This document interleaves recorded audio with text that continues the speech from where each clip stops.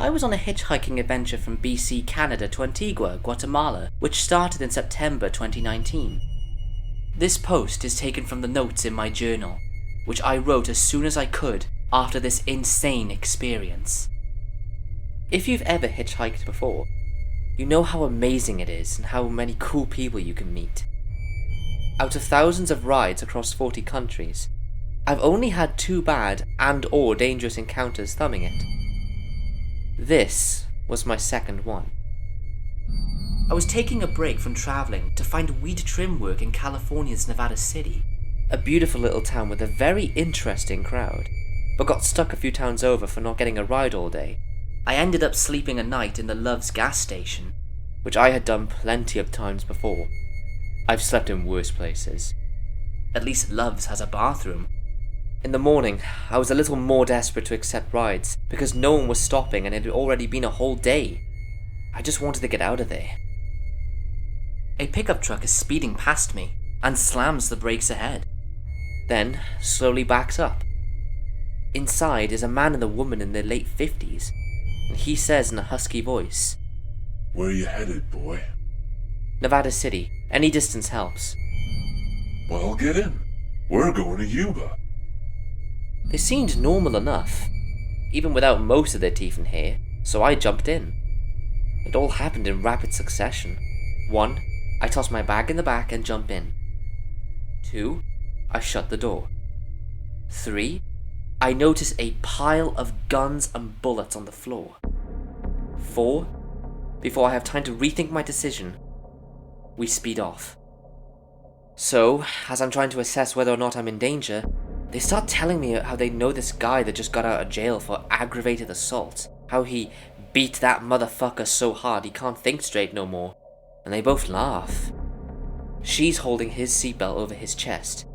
They both smell like shit, and they start asking me how much money I have. I think, yep, I'm not safe here. After hitchhiking all this way, I don't look particularly wealthy. I'm filthy, I need a shower, I look no more different than the stereotypical homeless guy. So I try to seem more poor than I am. And more tough than I am too. I'm broke as fuck, man. That's why I'm going to the city. I'm hoping to make some cash trimming. The man looks me in the eyes. "Well, you'll find it all right. You'll find it good. Don't be afraid to do no dirty work. If people try, and they'll try, to fuck you, you just fuck them first. You get what I'm saying?" Put your eyes on the damn road, Jesus Christ! The woman points forward and he swerves back into the right lane. He asks me if I smoke, and knowing that California has legalized weed, I put 2 and 2 together and he's offering me a joint. So I say, "Yeah, I smoke." With a wild look in his eyes, he exclaims, "Great." and we turn off the highway and start down a dirt road. I'm more than worried, and I look behind us. In the back of the truck is my bag, a chainsaw, pickaxe, and a plastic tarp over something. Didn't help my anxiety. Finally, we stop in front of a clearing. The woman takes out, not a joint, but a meth pipe. It's the first time I've ever seen a meth pipe, and a lot of things start to make sense. While he lights up and exhales into the car, I've never seen smoke so white. I rolled the window down as fast as possible, because I don't want to smoke that shit. The woman takes him as well, and they tell me how they're going to collect money that some woman owes them. "That damn bitch is gonna pay today one way or another. Damn straight. She better have my money. I'm gonna grab her and say, 'Where's my money, bitch?' Oh, she'll have it alright. She'll have it or else. Say, son, you ever steal something? 'Cause we could make $20,000 today." I don't know exactly how to answer this guy, and he repeats, $20,000 today. Here, smoke some of this. and hands me the pipe. Nothing like meth, ain't that right? I gently reject it, and say that meth's not really my thing, which he surprisingly takes well and smokes some more before putting it away and driving off back towards the highway. His driving is terrible, swerving, speeding, hitting brakes abruptly, and starts trying to convince me to help them steal marijuana plants. "You'll hold my gun, and I'll drill the hole." And I'll keep a lookout.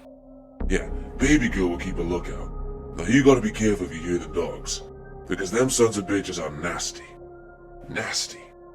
See this bite? And he reveals what looks like a terrible scar on his arm.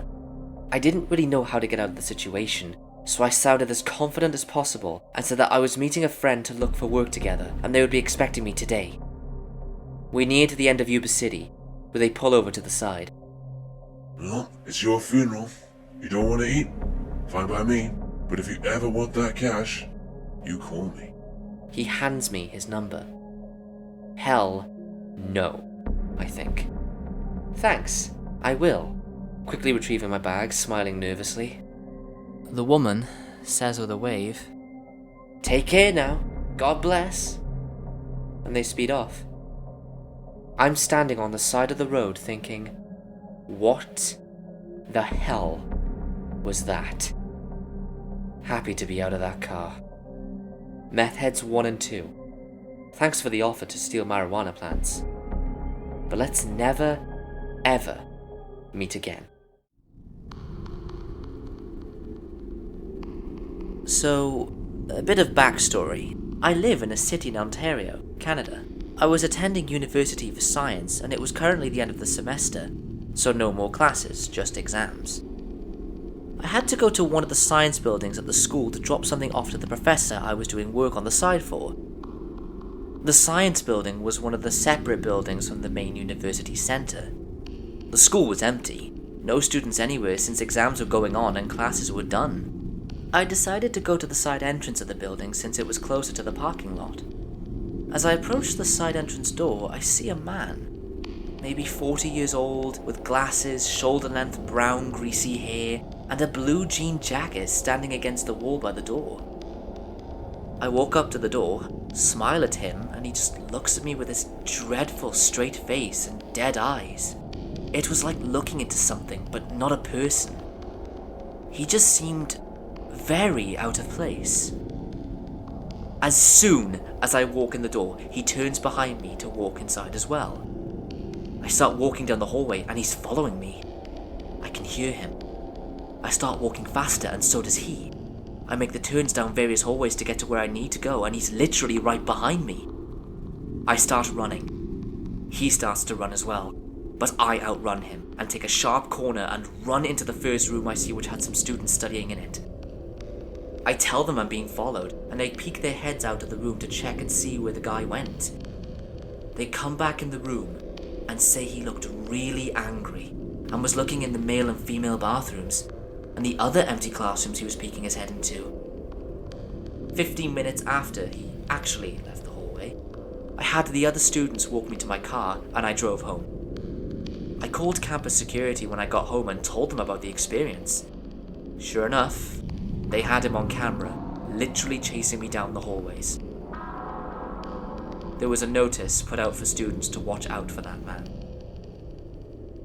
I really wonder what he wanted. I think maybe he would have tried to steal my backpack? Or worse. So, creepy man on campus. Let's not ever meet.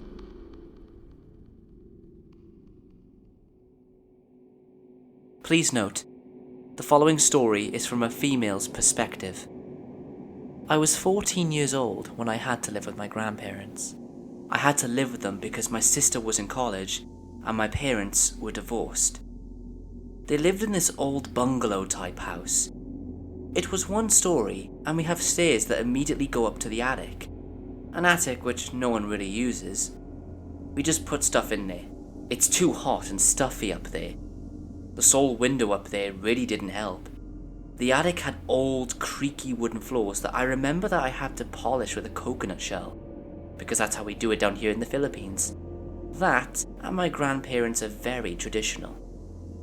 Anyways, my door room was near the stairs leading up to the attic. Like, you open my door and then face right, and the stairs would immediately be right there. I hated that every time I left my room, because I would expect that something would immediately crawl down from the attic.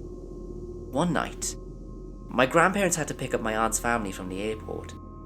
But because of the hellish traffic here, they had to leave at 7 PM, and their expected arrival back home would be at most 5 AM. So, A 14-year-old girl would be home alone for the whole time. I told them I'd be safe here. We live in a gated community. We got tons of guard dogs. Everything will be okay. Or so I thought. Before they left, we already had dinner, so I was stuck with cleaning the dishes and all. As I was doing that, I could hear a bunch of neighboring dogs bark a lot. I didn't really think much of it, because the dogs always do that. When I finished cleaning up from dinner, I immediately had to lock every door and window and close all the lights before heading to bed. When I entered my room, the lights were open and it looked normal. My anime posters were on the wall, my closet was untouched. My bed was next to my barred, tinted windows. We had to tint them because I was on the first floor and my grandparents wanted to make sure no one would peep in a young girl's room. They were barred too because my uncle, who used to use the room, always escaped through to go to parties. This was my grandparents' solution to that. Nothing was out of place to alarm me. Everything was normal, until I closed the lights. As soon as I closed my eyes, a silhouette of a man was illuminated by the street lights outside. He looked like he had thick, curly hair and a skinny build. I thought I was having hallucinations, so I opened the lights again. He was gone. I closed it again. He was back again. Opened. Gone. Closed. Gone. I sighed in relief. I was just tricking myself, I guess. Or something else was casting the shadow. I double-locked my door just to be safe. One with the doorknob lock, and one of those door latches type lock. Then tucked myself in. It was hard to fall asleep when a lot of dogs were barking outside. They weren't our dogs, they were the neighbors. But as I was finally falling asleep, I heard something from above me moving. Something in the attic. I pushed down the thought. I'm tricking myself again. I hugged my pillow. It's just rats, I said to myself. These rats seemed heavy and were also pushing furniture around. My heart sank when I heard them hurriedly go down the stairs and stop at the bottom. I covered myself with my blanket and I waited for something. I was also wishing that my parents gave me a phone at a time like this, but I only waited in bated breath.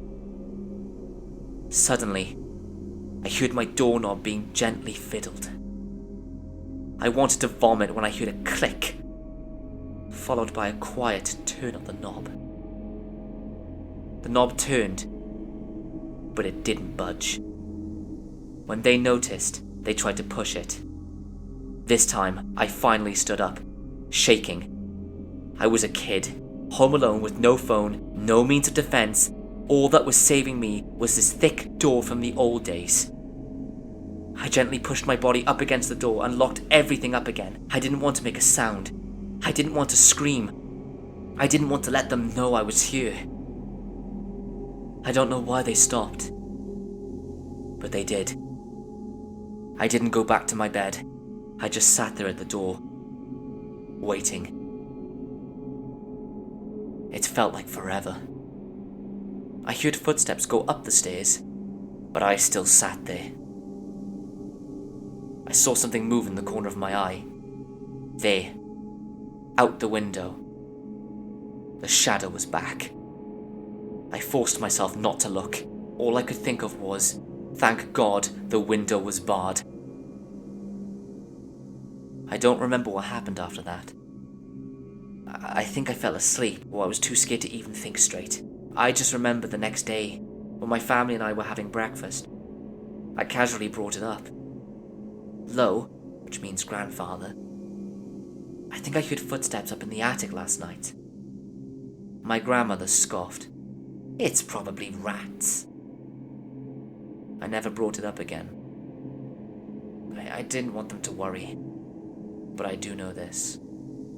Our dogs were caged up near the gate, and were far from my room, so they wouldn't have seen anything.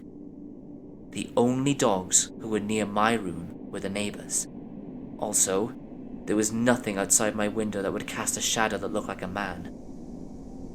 Lastly, the attic window was open.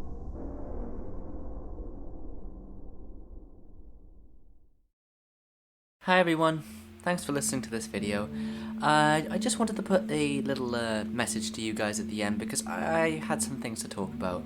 So, as you can probably see, I'm relatively new to YouTube and narrations, but I've noticed lately that, well, I did a Hat in Time comic dub, as you've probably seen, because I think that's got like now almost 1,000 views. And as much as this channel is going to more or less be dedicated to scary narration stories, I don't know whether I'm going to stick to creepypastas or scary true stories, because I'm a fan of both, really. But I want you guys to let me know, would you like to see more comic dubs? Because if so, I reckon I'm probably going to make a different channel where I will probably call it Tommy the Comic Book Rabbit Narrates, where I will dedicate that channel purely to comic dubs of games like A Hat in Time, Undertale, Deltarune, anything that like people will want to see. But yeah, please let me know what you want, and your comments will matter. Like it'll help me know what to do and what you guys want. Do you want to see me narrate more scary true stories, or would you rather me focus a bit more on comic dubs? So yeah, anyway, once again, thanks for listening guys, and I'll see you next time, when the moon is full or something like that.